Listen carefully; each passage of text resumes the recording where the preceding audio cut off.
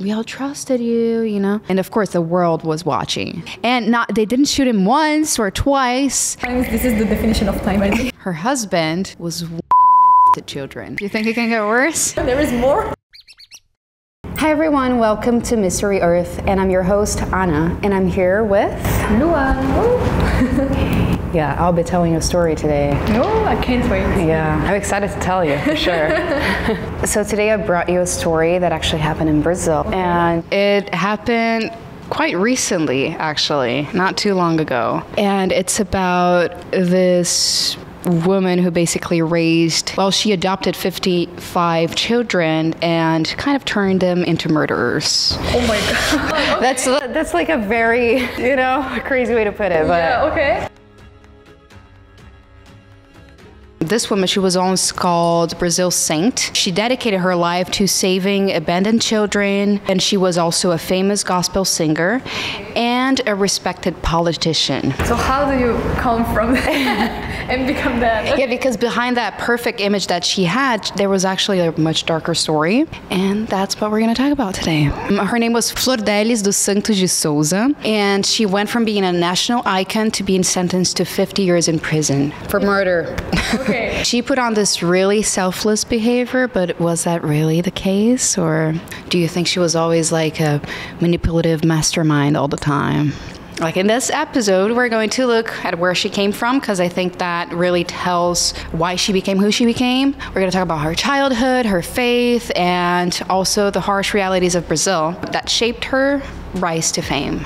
Oh my God, I can't wait to hear the story. I mean, how does someone go from like saving children to like 50 murder? Right, it's crazy. And that's exactly what we're going to unpack today. Let's start by looking at Brazil itself, like Brazil's reality when it comes to crime, to poverty, and the situation where Flor Delis was born and raised in. When people think of Rio de Janeiro, if you think of Rio de Janeiro, what comes to your mind? I think like of a festival party, like good vibes, not murder. Exactly. But I would say there's way more to Brazil than just those, good aspects, which they're great. I agree with that. But what they don't realize is that Rio and some other cities of Brazil, there is as I said, much darker side. For decades, parts of the city, they have been controlled by drug gangs, and they have entire neighborhoods, which most people know them as favelas, but these days we call them communities. And those places sometimes can live under the rules of those drug gangs. Oh, okay. Have you ever seen City of God by any chance? No. It's a Brazilian. You're good. It's a Brazilian movie, but it talks exactly about that. It gives an insight of how these kids who were born in these favelas, these communities, grow up. Most of them actually have no choice but to get involved in crime just to survive. Okay, but I heard about this one and about this movie. I heard about it, and people were saying this is a really intense and important movie. Yeah. That everyone fan of movie have to watch it, and if you're interested in Brazil too. Yeah, it's definitely a classic, and it really shows that side of Brazil, which most foreigners maybe are not aware of. Even though it sheds light to that situation, I would say that sometimes in reality it can be even worse than that. According to reports, over 3 million children were living on the streets in Brazil, and many of them were orphans, abandoned by families who couldn't afford to take care of them, which is a very sad reality of Brazil. Far from the festival. Definitely. And those children, if they weren't killed by gang violence, they were probably recruited to sell drugs and etc. So back to Flor Delis. She was born in one of these communities, and she was born in 1961 in Rio. And she grew up in extreme poverty, but her family had something that kept them together, which was faith.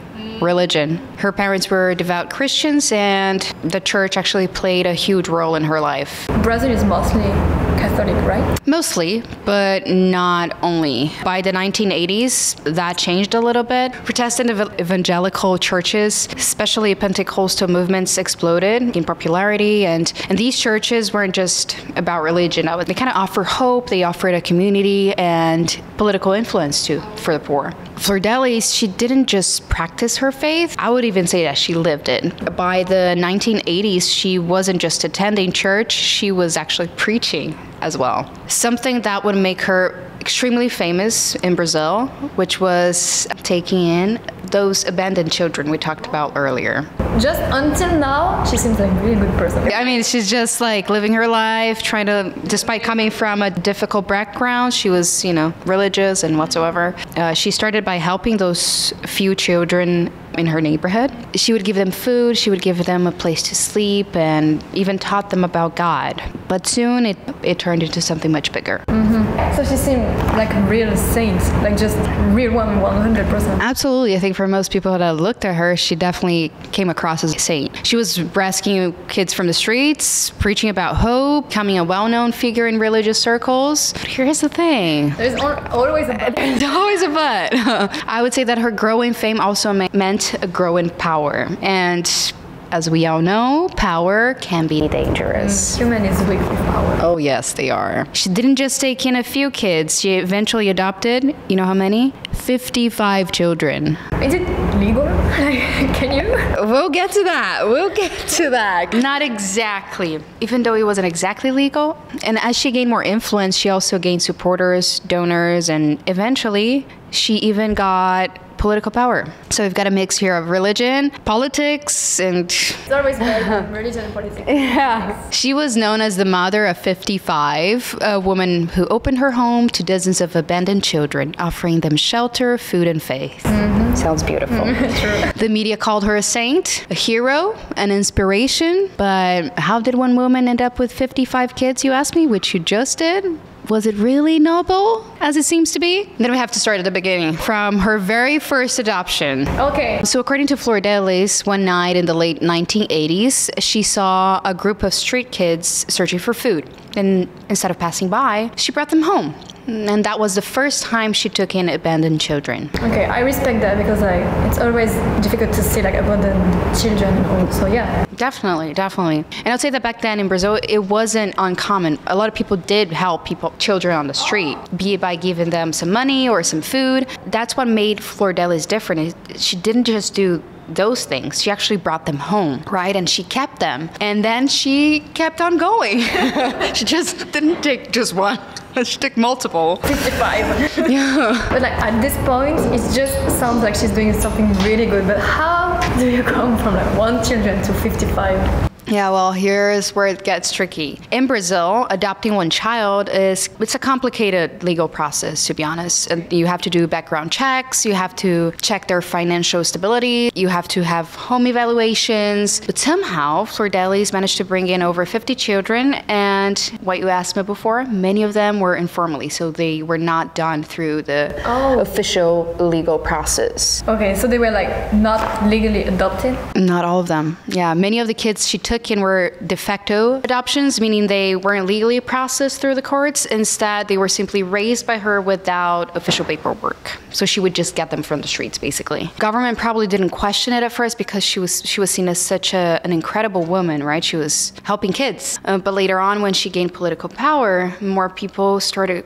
questioning that and how she managed to create such a massive, unofficial orphanage. Almost, right? 55 children. If it's 55, you can make an orphanage. Yeah. Okay, but now it brings me to one of the most controversial parts of Flordelis' story, her marriage. Because, believe it or not, her husband was one of her adopted children. What? Yes.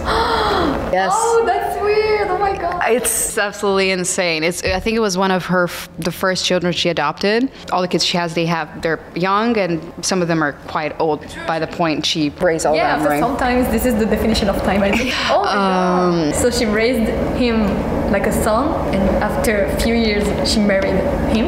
Yes. Oh my God, that's so weird. Yeah. That wasn't just a private family matter. So her husband's name was Anderson de Carmo. He was only 14 years old when she brought him in. And he eventually became a powerful figure in her church and her right hand. And together they built a whole empire. But nobody questioned that in the church. Everyone was like, that is fine. Oh, people definitely questioned it. By then, Flordelis had built such a strong reputation, as I said, being a saint and, devoted and whatsoever, that most people either didn't dare to challenge her, or they just genuinely believed she was chosen by God, whatever that means. When it comes to marrying your own children. I don't know if God is fine with that too, but anyway.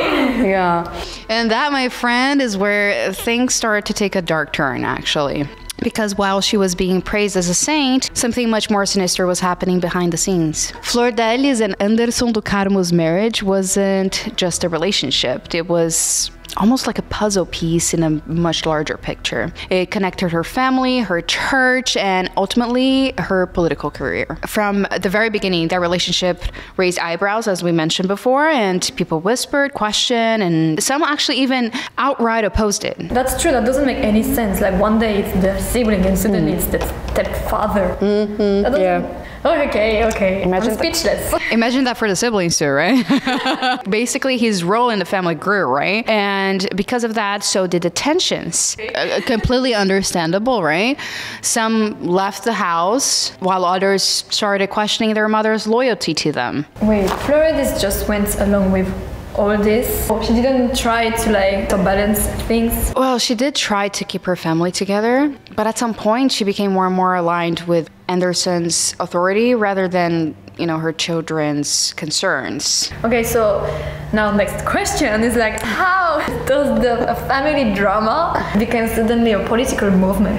Well, in Brazil, evangelical churches are incredibly powerful, and that's not just spiritually, but also politically. Oh, okay. I'll say most religions there, actually. Evangelical movement holds massive sway in elections, and Flor Delis was perfectly positioned to ride that wave, right? I can see why people believed in her, because she wasn't just living the life she preached about. Yeah, pretty much. She wasn't just a gospel singer. Oh, okay, but by the way, she was also a gospel singer on top of that, or a pastor.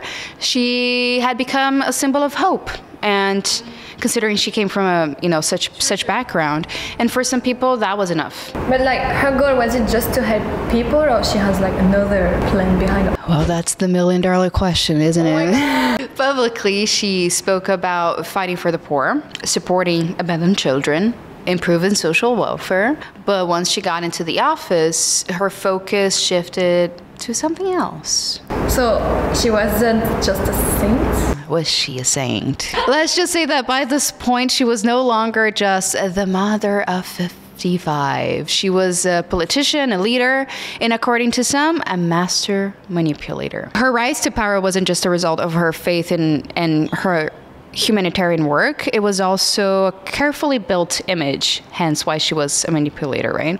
And she was backed by her church, the media, and eventually the political establishment as well. So she went from being a gospel singer and a pastor to a powerful congresswoman in Brazil. But as her influence grew, so did the cracks in her perfect image, because she was also in the spotlight much more than before, right? So she actually won big things, right? Oh yeah. I mean, to come from where she came from to being a congresswoman, that's quite big, right? Her campaign was incredibly successful because it wasn't just a political campaign, it was also a religious movement. Just to backtrack, if you're talking about a population where it's very poor, most of them do hold to faith very strongly because it's what gives them hope, right? So her sermons double as a campaign speeches, her followers believe she was sent by God to bring change. So she wasn't just another politician as well, she was a savior. So I assume that gave her more influence to family and church, right? Yes, she did. And the more power she gained, the less she could be questioned. Inside her household, Anderson became even more controlling. The balance of power in their marriage shifted dramatically. So wait, the kids, did they actually try to speak out? Some did, not publicly. At first, remember, many of them had been raised in a strict, almost cult-like environment where questioning Flor Delis or Anderson wasn't an option. As Anderson gained more control, some of the older children, especially those who had been there the longest, started rebelling. So Flor Delis was completely under the control of Anderson? I wouldn't say entirely. She was still the public face of the family. The one people admired, right? But behind closed doors, she and Anderson were fighting more and more. He wanted to keep the family under strict control while she at least according to some accounts, was starting to feel trapped. She wasn't as submissive as people thought. No, I think that's where things took a turn. Because even though Anderson had built himself real power in the family, Fleur Delis was still the public figure, as we mentioned before. And if she lost control of her image, everything she built, her church, her political career, could come crashing down as well. Wait, now I've got like all her background and all, so let's get into it. How murder happened. Yeah, and who got murdered, right? Who and how? So, the murder, it wasn't just a crime of passion. It was planned for months, maybe even longer than that. There were multiple failed attempts before they finally succeeded. And you know who I'm talking about? If you're talking about passion, it must be like Anderson? Yeah. So... Oh my god. To kids, to husband, to exactly. I think because of that growing tension between them in the household, he was brutally executed. He was shot outside of his house. You know, even though Rio is not the safest cities, yeah, but it still rose some suspicions, right? Mm-hmm. And before that, something even darker was happening. Repeated attempts to poison him. And this wasn't just an act of sudden violence. It was slow, calculated, and nearly worked multiple times. You tell me that he's been like poisoned months before they shot him? Yeah, exactly. Yeah, and I mean, and he started feeling that something was wrong because he was constantly sick, weak, exhausted, but he had no idea that the people closest to him, his own family, really, were trying to kill him. They always say like the murder is always the closest to you. Yeah, exactly. So did they actually go through with it? Like, what happened? Well, he got sick, really sick. He had stomach pain, dizziness, fatigue, but at the same time, no one really suspected anything. They just thought he was maybe like had a flu or whatever, or like a food poisoning or stress from work, you know, so many other things that could be causing these symptoms. What about Flo that is like they didn't suspect her? Well, she was always playing the perfect wife, right? So if nobody suspected her, she was always comforting him, telling him to rest, making sure no one suspected a thing. As I said, they tried to poison him not just once, but a few times. And there are text messages between Fleur Delis and her children that revealed her frustration that the poison wasn't working fast enough. And she always encouraged them to try again. And after the first poisoning attempt failed, family reportedly spiked Anderson's drink with toxic substance other than they were already giving him. So like they didn't stop after the first time, they kept continuing. Yep, they did not stop at the first try. And when he didn't die from the poisoning, yeah, they tried again, targeting his drinks. They laced his coffee with poison. So they were really trying. Like Anderson is really strong for not dying from all that poison. Yeah, so like wait, he was poisoned daily, but he has no clue. He was just like, oh, I feel sick. At that point, he was starting to notice a pattern, though. He got suspicious, and he even stopped drinking and eating at home. Because, I mean, if you're constantly, like, with those symptoms, you do start to question a little bit. So when the poisoning did not work, it failed, they changed their approach. Poison was too slow, too unreliable, so they chose a direct method. Which is? They shot him. And they didn't shoot him once or twice. They shot him, if I'm not mistaken, 18 times, but he had a total of 30 wounds. 30? He was shot 18 times, but he had 30 wounds because the bullet would go across him. And it was mostly they target his genitals. Oh my God, but this is not a murder, this is like an execution. It is an execution. And you know, the most shocking part? Guess who shot him? It was actually his adopted children. Oh no. And it was a complete overkill. Like, when the police arrived, it's actually crazy. Fleur Delis put on this perfect act, right? And of grieving widow, she cried, she prayed. She told the press it was a botched robbery. She really put on an amazing act. She would even say stuff like, God will give me the strength to overcome this tragedy. And at first, she fooled everybody, but then, you know, her story just didn't add up. And that's when we found some text messages messages. Wait, what message? Well, text message that revealed that Flordelis was instructing her children to carry out the murder, saying it was necessary for the survival of the family. And just like that, she basically groomed them, right? If we're being honest here. But after they saw those text messages, that whole illusion of the perfect wife, grieving wife, whatever, and she wasn't that anymore. She was seen as a mastermind behind of it all. And now she was finally going to face justice. And when she walked into the courtroom, to finally go through the trial, she was sitting in the defendant's chair, facing the jury that had told her about all the gruesome details of her husband's death. And of course, the world was watching. So during that trial, she was said, like, okay, Flordelis, you are charged with orchestrating the murder of your husband, Pastor Anderson de Carmo. How do you plead? And of course, she said, not guilty. I would never do such a thing. Oh my God, there is like all the evidence. And even the prosecution's, opening statement, they said that it was not an impulsive crime. It was cold, it was calculated, and they said she was the mastermind behind it. The prosecution wasted no time. They laid it all out: the toxic marriage, the power struggles, the financial motives, and most damning of it all, the text messages. This is like the key point of everything. Do you think it can get worse? There is more? Yeah, her own adopted children turned against her, which honestly, good for them.